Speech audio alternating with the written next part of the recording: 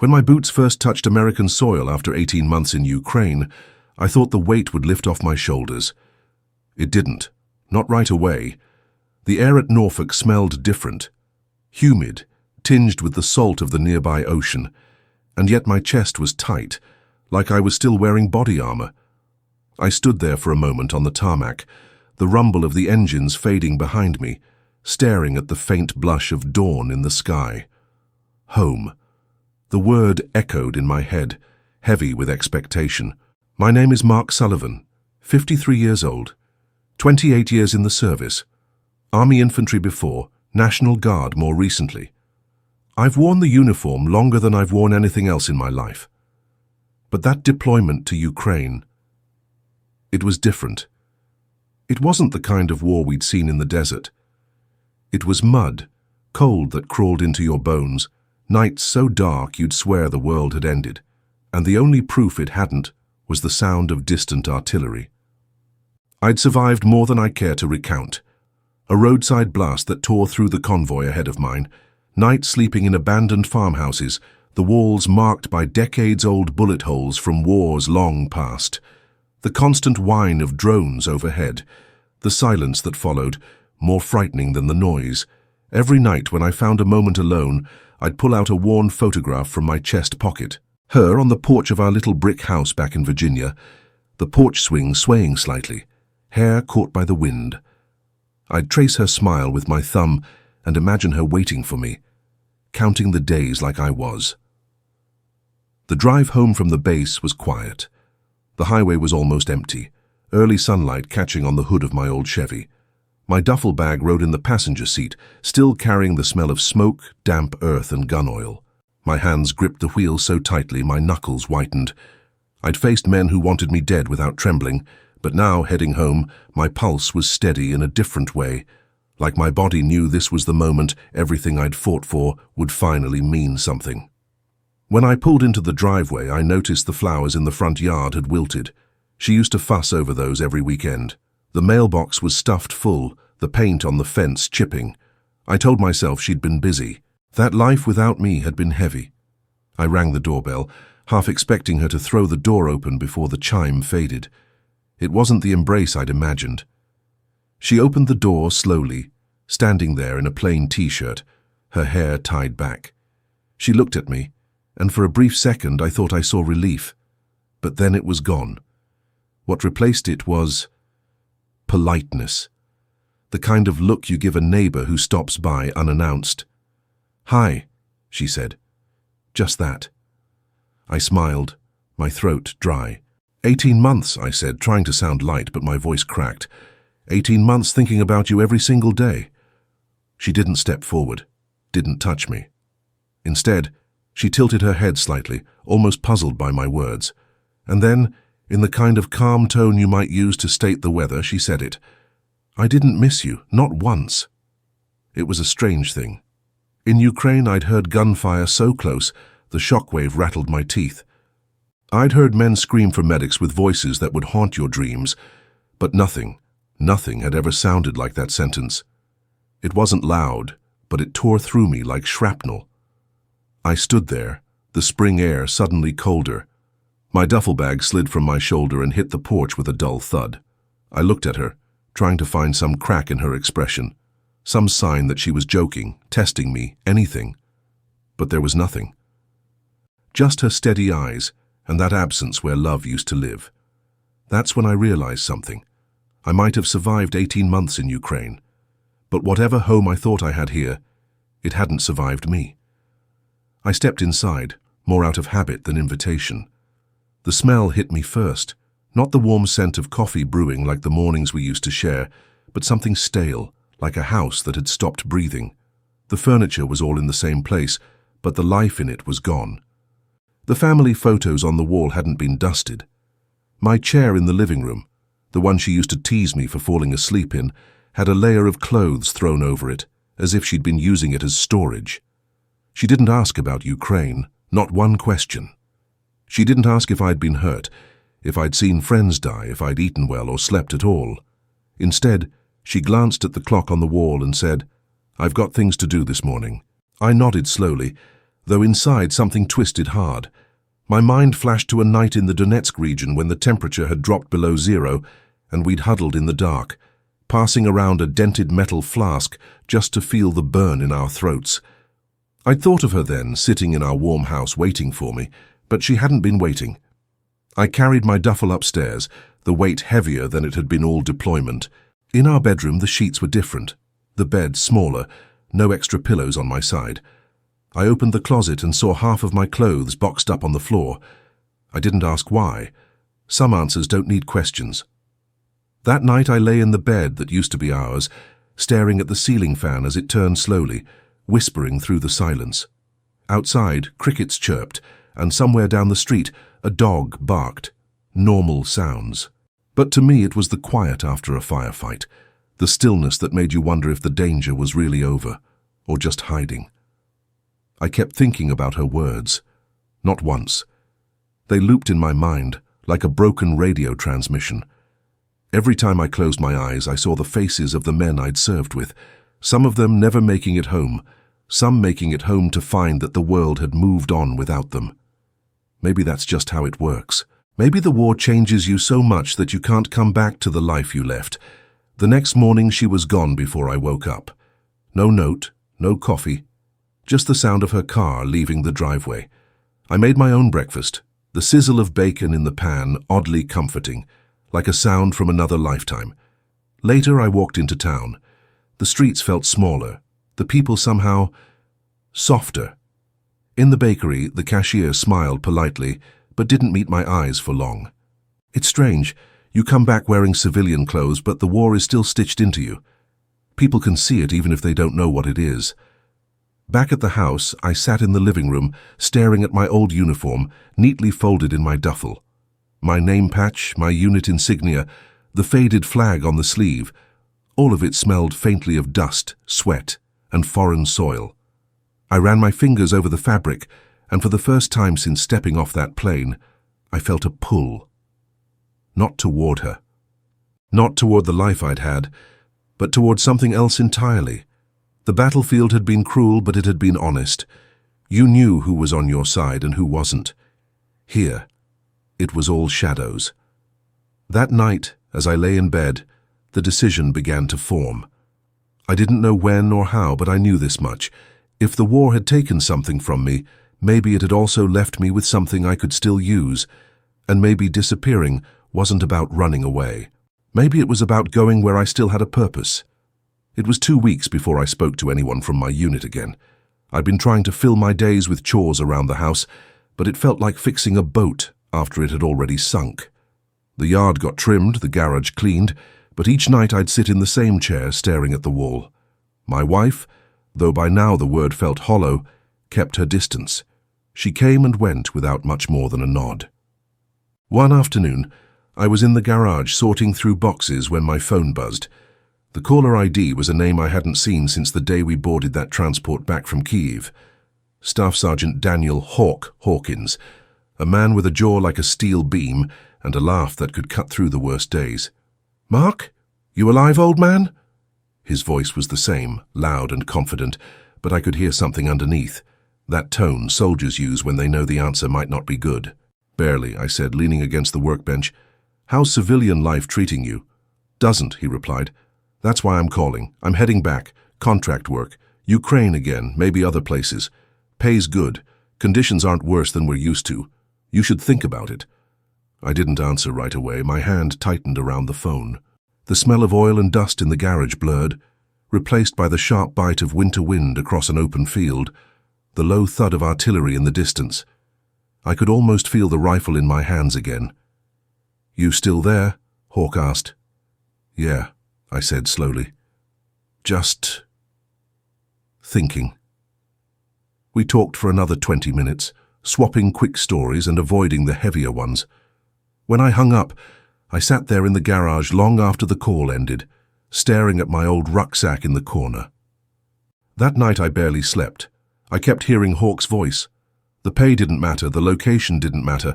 What mattered was the way he'd said it, heading back, like it was the only direction that made sense anymore. The next day I found myself at the VFW hall in town. The place smelled of beer and old wood. the walls lined with photos of men who had given their lives long before my time. In the corner, a group of vets sat around a table, playing cards, their laughter rough but warm. They looked up as I approached. "Mark Sullivan," one of them said, grinning. "Heard you were back. How's the home front?" I hesitated. "Quiet," I said, though the word felt like a lie. We talked for hours. Some were working civilian jobs, some were already on their third or fourth contract overseas since leaving active duty. And every story they told carried the same undercurrent. Out there, they'd felt useful. Here, they were just passing time. When I got home that night, the house was dark. She was asleep, or pretending to be. I walked upstairs quietly, but instead of going to bed, I went to the closet and pulled out my uniform. The fabric was stiff, the colors faded, but the moment I slipped the jacket on, I felt my spine straighten. It wasn't nostalgia. It was muscle memory, the kind that comes from decades of discipline, of knowing who you are and what you're supposed to do. I stood there in the mirror, 53 years old, the lines on my face deeper than when I'd first put that uniform on at 19. My hair was more grey now, my hands more scarred. But my eyes looked the same as they had the day I'd shipped out the first time. Down the hall I could hear her shifting in bed. She hadn't asked where I'd been all evening. She hadn't asked why I'd come home late, or why I was standing in the closet at midnight, dressed for a war I wasn't in anymore. I realized then that I didn't need her to ask. She'd already made her choice the moment she told me she hadn't missed me. And maybe, just maybe, I was about to make mine. The next morning, I called Hawk. "When do we leave?" Once the decision was made, it was like a weight shifted inside me. Not lifted, just moved. The heaviness was still there, but now it had direction. I woke up earlier than usual the next day, before the first light crept through the blinds. For a while I just sat at the edge of the bed, listening to the faint hum of the refrigerator downstairs, the ticking of the clock on the dresser. She was still asleep, her back turned toward me. Her breathing was steady, deep. I stared at the curve of her shoulder, wondering if she had ever done the same when I was away, lying in bed, thinking about me. I knew the answer, not once. I moved quietly, careful not to wake her. The closet door creaked and I froze, listening for any sign she'd stirred. Nothing. I pulled out the duffel bag, the same one I'd taken to Ukraine, its fabric still faintly smelling of dirt and oil. Packing for a mission is different from packing for a trip. Every item is a calculation, what you can carry, what you can't live without, and what you're willing to leave behind. I started with the essentials. 2 sets of fatigues, boots, socks thick enough to survive the cold, a weatherproof jacket.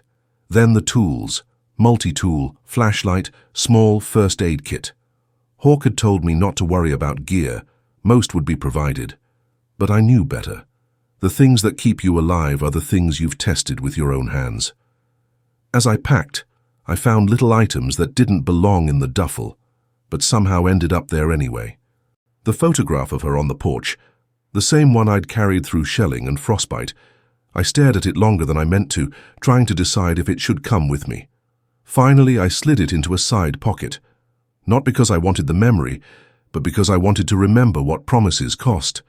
In the kitchen, I made coffee. The smell filled the house, rich and bitter. I poured a cup for myself, set another on the counter for her, knowing she wouldn't drink it. While I sipped, I looked out the window at the yard. The grass had grown uneven and the flower bed was half dead. The place felt abandoned, even with us in it. Memories from Ukraine kept flashing in my mind. Not the firefights or the explosions. Those were burned in too deep to ever fade. But the moments in between, sharing a cigarette with Torres while waiting for orders, the way Hawk would hum old country songs under his breath while cleaning his rifle. The nights when the cold was so sharp it made your teeth ache, and you'd huddle close to whoever was on watch just for the warmth. There I'd belonged to something. Here, I was just passing through my own life. Around noon, she came downstairs. Her hair was damp from a shower and she was dressed like she was heading out.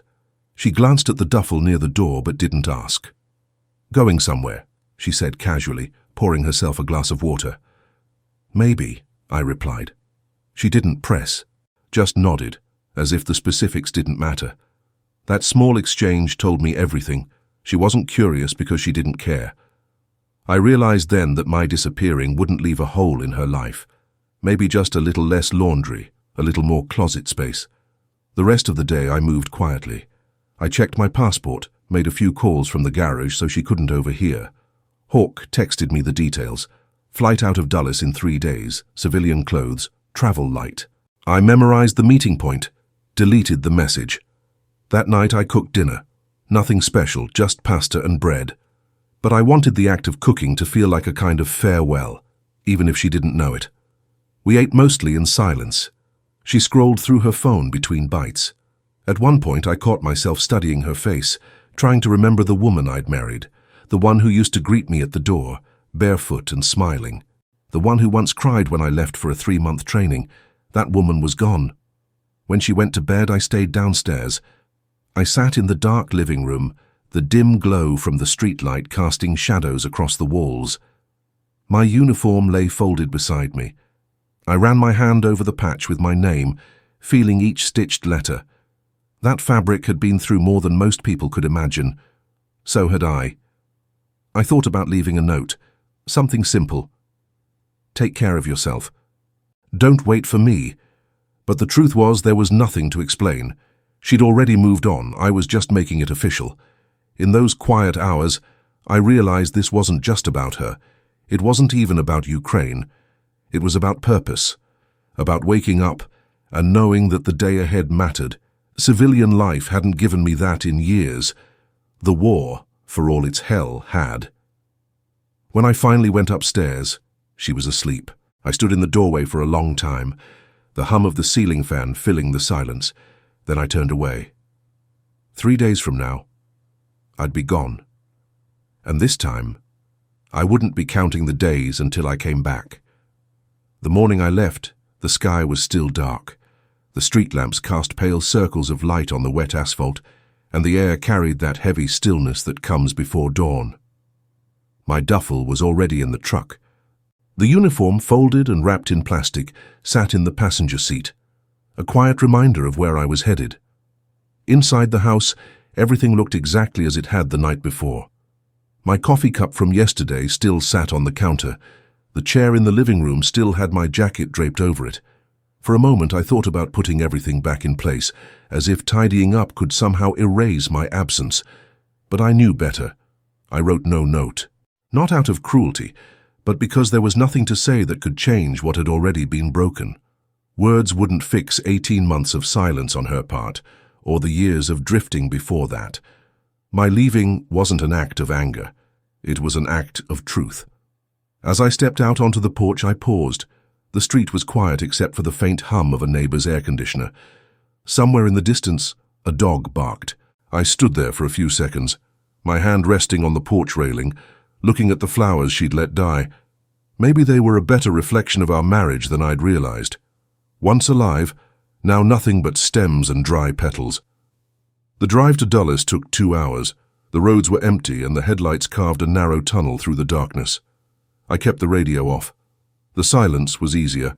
Every few miles, my mind would drift to moments from Ukraine, the sound of boots crunching over frost, the hiss of a stove in a dugout, the sudden crack of rifle fire that split the night. Those memories felt closer than the life I'd been living in Virginia. At the airport, Hawk was already there, leaning against a pillar near the entrance, a black carry-on at his feet. He looked exactly the same. Broad shoulders, sharp eyes, that faint smirk that always suggested he knew something you didn't. "Thought you'd chicken out," he said with a grin as I walked up. "Not my style," I replied. We didn't waste time with small talk. Inside, we moved like 2 men who'd done this before. Check-in, security, boarding. Our seats were together near the back of the plane. As we settled in, Hawk pulled a folded sheet of paper from his pocket and slid it over. "Details," he said. "Where we're headed, who we're meeting." I skimmed it. The names, the locations, they were familiar enough to stir something in my gut. Not fear, not dread. Just that sharp awareness that comes when you know the days ahead will matter in a way most days don't. Somewhere over the Atlantic, I looked out the window. The ocean below was a vast black void, the horizon just a faint line between darkness and darker darkness. I thought about her then, not with longing but with a strange sense of gratitude, Her words, as cruel as they'd sounded that day on the porch, had been the clearest truth I'd heard in years. She hadn't missed me. And maybe that was exactly what I needed to hear to finally stop trying to return to a life that no longer fit. By the time we landed in Warsaw, the air was cold and damp, the kind that seeps into your clothes. A van waited for us outside the terminal, 2 men in plain jackets standing by. Hawk loaded our bags while I climbed in. The driver nodded, said nothing, and pulled away. As the city faded behind us, the countryside opened wide, fields half frozen, the occasional plume of smoke rising from a farmhouse chimney. It looked nothing like home, and yet I felt more at home than I had in months. Hours later, we reached the forward camp. The place was a patchwork of tents, stacked crates, and vehicles streaked with mud. Men moved with purpose, voices low, gear clinking softly in the cold air. I stepped out of the van and took it in, the smell of diesel, the crunch of gravel under boots, the sharp bite of wind on my face. I slung my duffel over my shoulder and followed Hawk toward the command tent. And then, in the middle of all that noise and movement, it hit me. This was where I belonged. Not because it was easy, not because it was safe, but because here every step, every breath, every choice mattered. That night, lying on a cot under the thin canvas of the tent, I thought about Virginia, about the little brick house and the woman inside it. I wondered if she'd notice I was gone. Maybe she'd glance at the empty side of the bed, or maybe she'd just spread out and sleep better without me there. Either way, it didn't matter. She'd made her peace with my absence long before I left. Now I was making mine. I closed my eyes, the hum of the camp around me, and felt the strange comfort of knowing I had disappeared from a place where I no longer existed, to return to one where I did.